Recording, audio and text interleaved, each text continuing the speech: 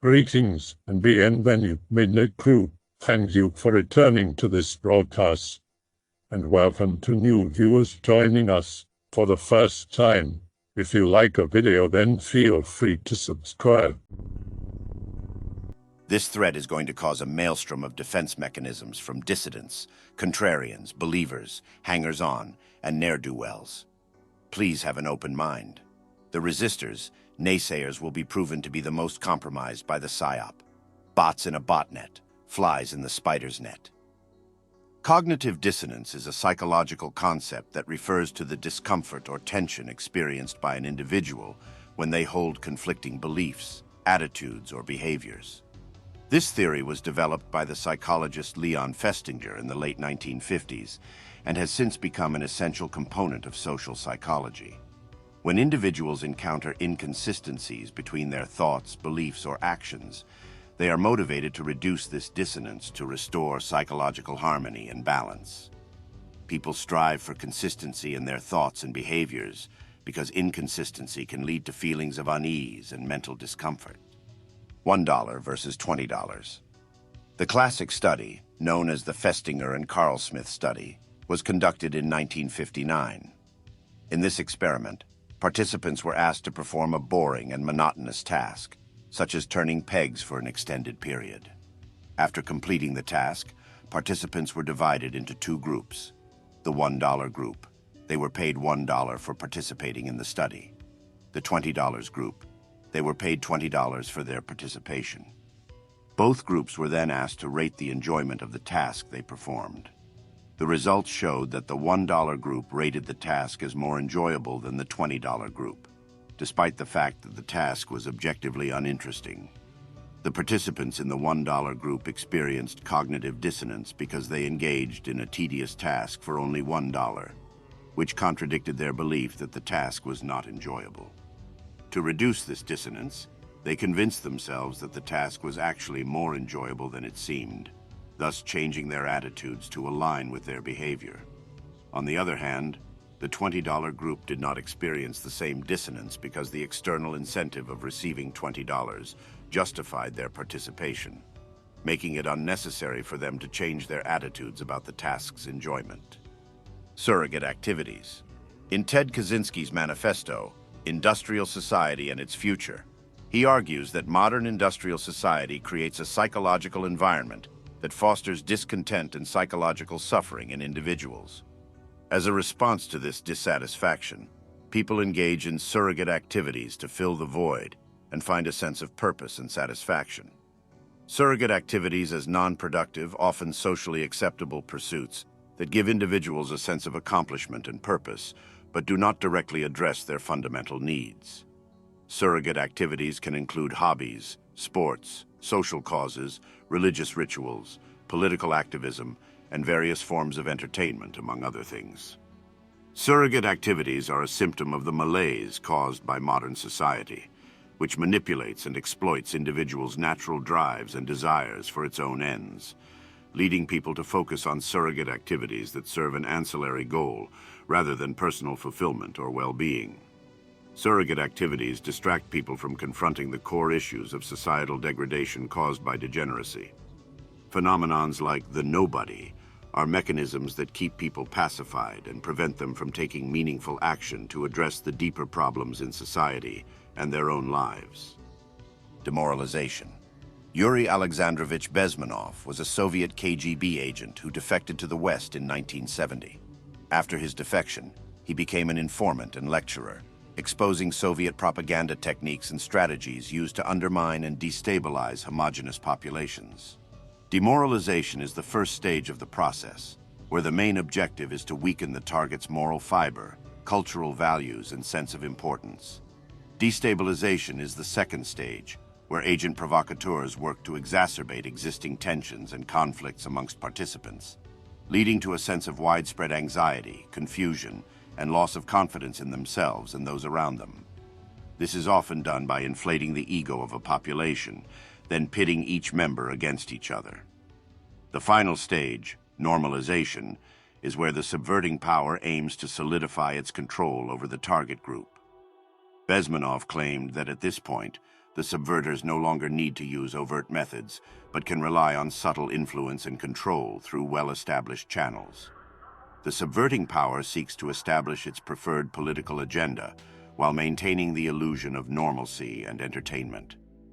Entryism is a strategy where a small group or organization is infiltrated and gradually taken over by a larger external group or ideology without the original members fully realizing or intending it. This process is often carried out in a covert manner and aims to shift the group's beliefs, values, and objectives to align with those of the infiltrating organization. Members of the external group join the target organization with the intention of influencing its decisions, policies, and direction from within. They might not disclose their true affiliation or intentions initially. Once inside the target group, the infiltrators work to gain the trust and support of existing members. They start promoting ideas and agendas that align with the larger group's beliefs, but might not be in line with the original group's values. The infiltrators establish connections and alliances within the target organization to gain influence and support for their ideas. They might form subgroups or cliques that advance the infiltrating group's interests. Over time, the infiltrators use their growing influence to steer the organization's decision-making process towards their preferred outcomes. They might propose and advocate for policies or actions that align with the external group's objectives. Operation Wandering Soul is probably one of the most brutal Psyop programs in terms of how harsh it was, using, among other things, a pretty horrifying audio track series to play on local cultural superstitions about the souls of unrecoverable dead not being laid to rest. In terms of actual effectiveness, Wandering Soul is quite mixed. In some uses, its effectiveness was poor to mediocre. In others, it increased defection rate amongst North Vietnam Army and Viet Cong cadres. And in further cases, it was too effective because it occasionally caused South Vietnamese, Thai, or other friendly Asian troops to flee their posts, gibbering in fear. But a common theme amongst Psyop units and the helicopters supporting their aerial loudspeaker Wandering Soul ops was their reluctance or even outright refusal to play the tapes because they attracted so much ground fire. A similar problem was encountered with one attempt to use a recording made up to sound like a North Vietnamese wife or sweetheart asking for forgiveness for getting pregnant while her man was away.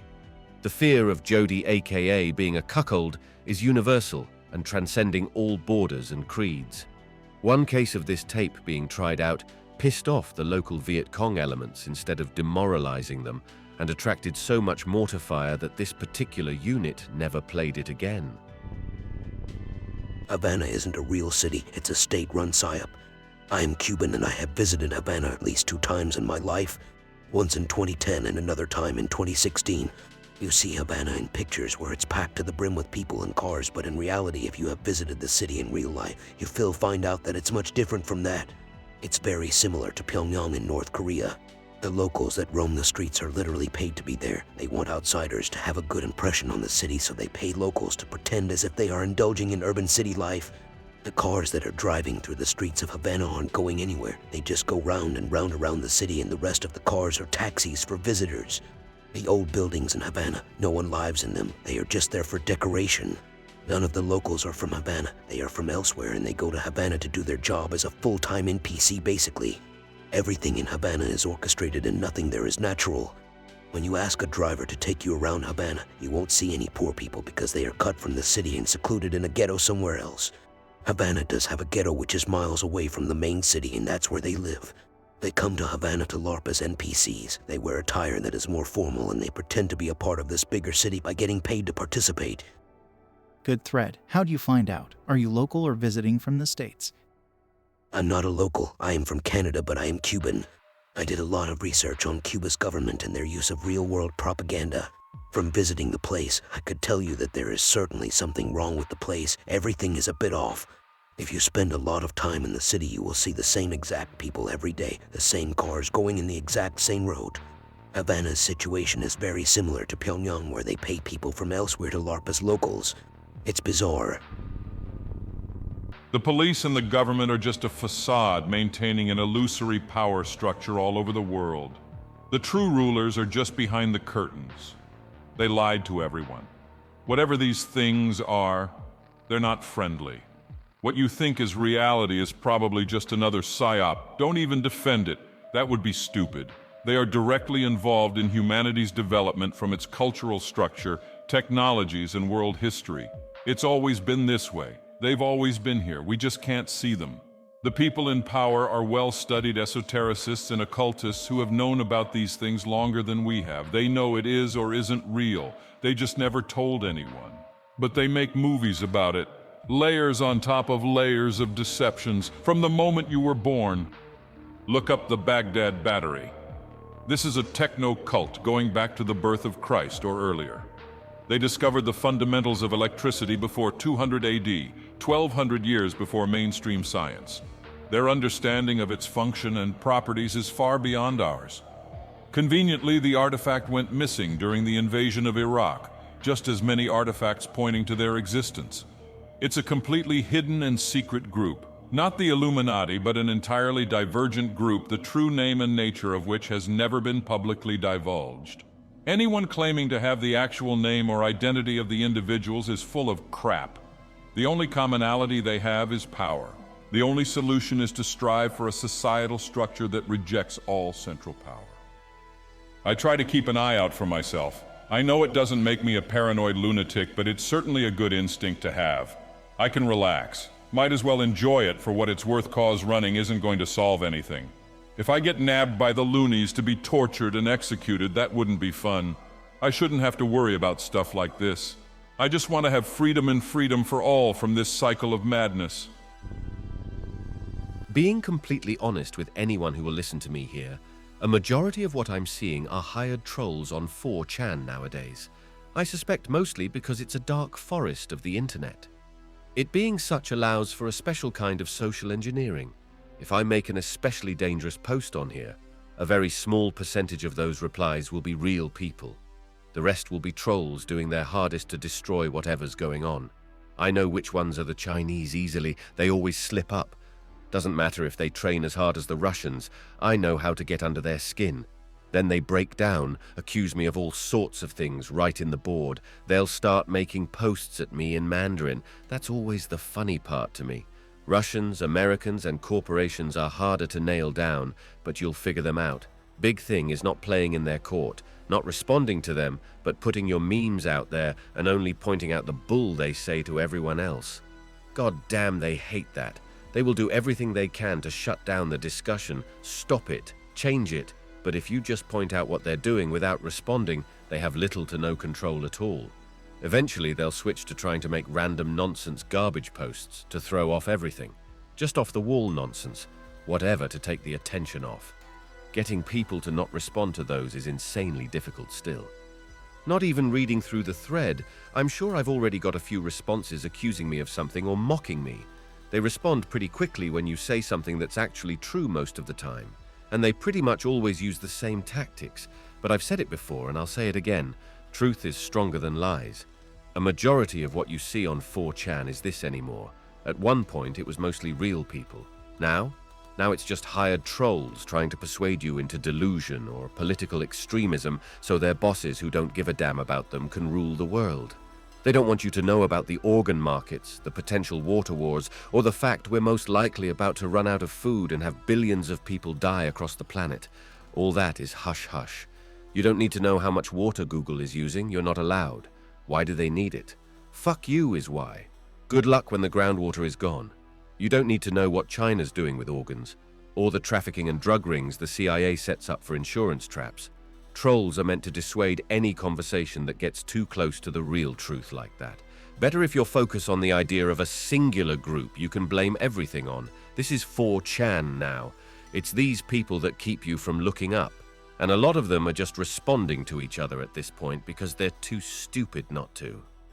I think the worst part of it all is remembering what the internet used to be like before these assholes came online, before they shat all over it, took it away from the hands of the benign weirdos and put it into something ugly and awful control.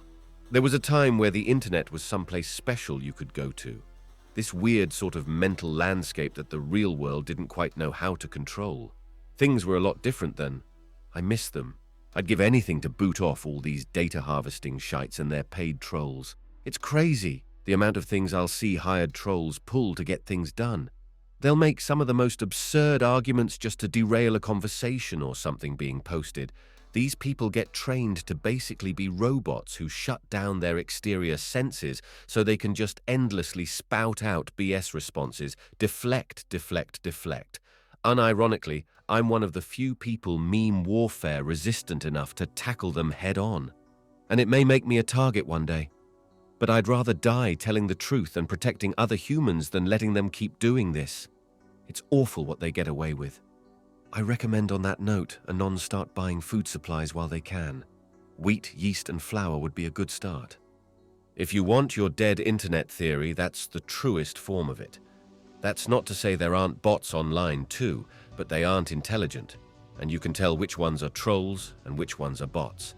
Actual bots tend to get posted more on places like social or the other red boards, but it's more common to see them on forum websites or places like Facebook, Reddit, YouTube.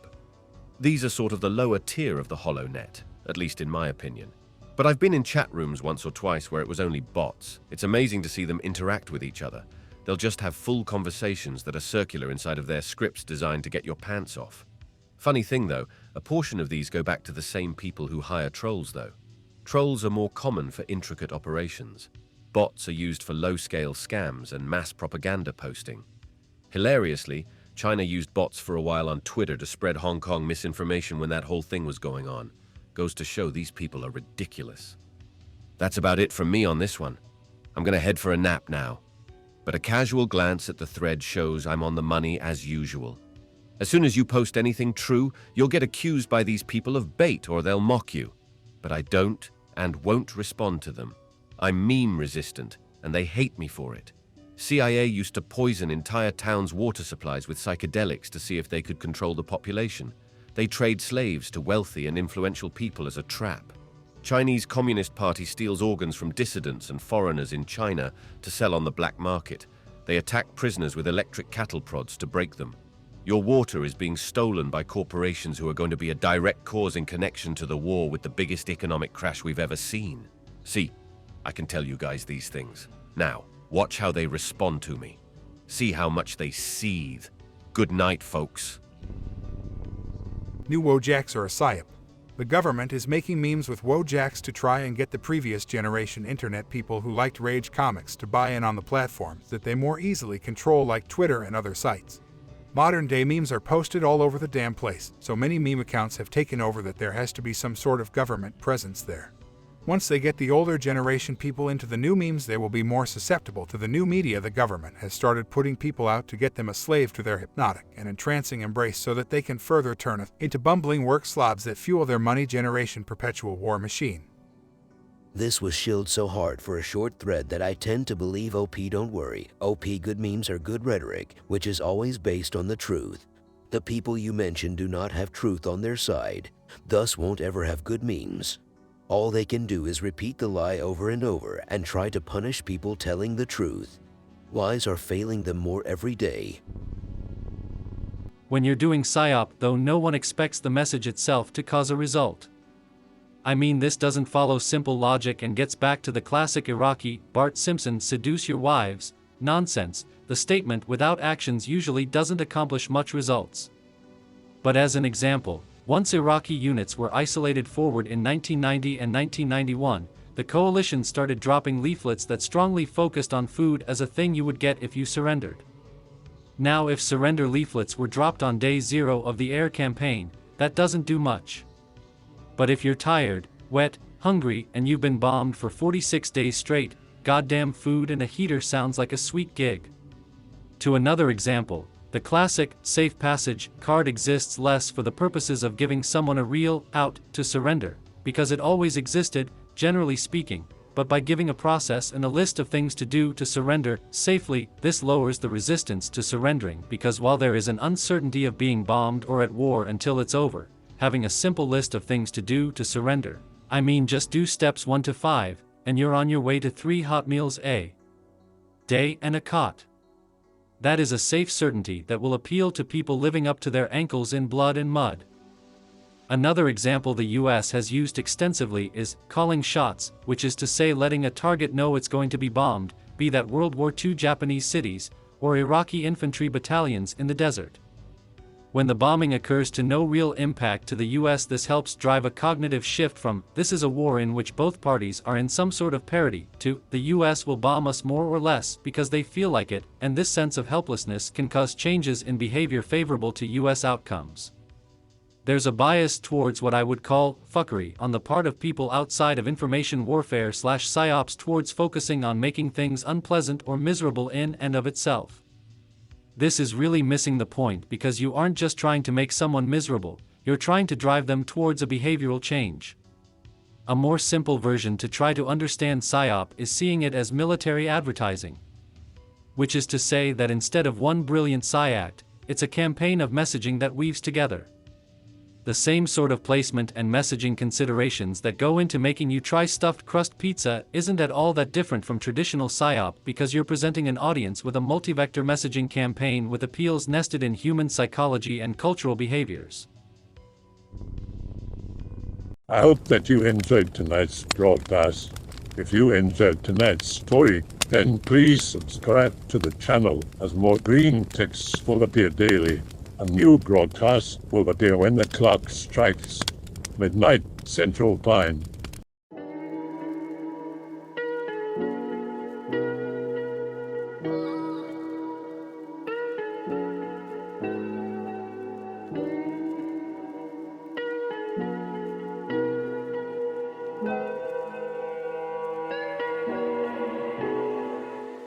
Remember to check out the Odyssey page in the description for a second archive of the channel's videos. There's also a Rumble archive as a backup.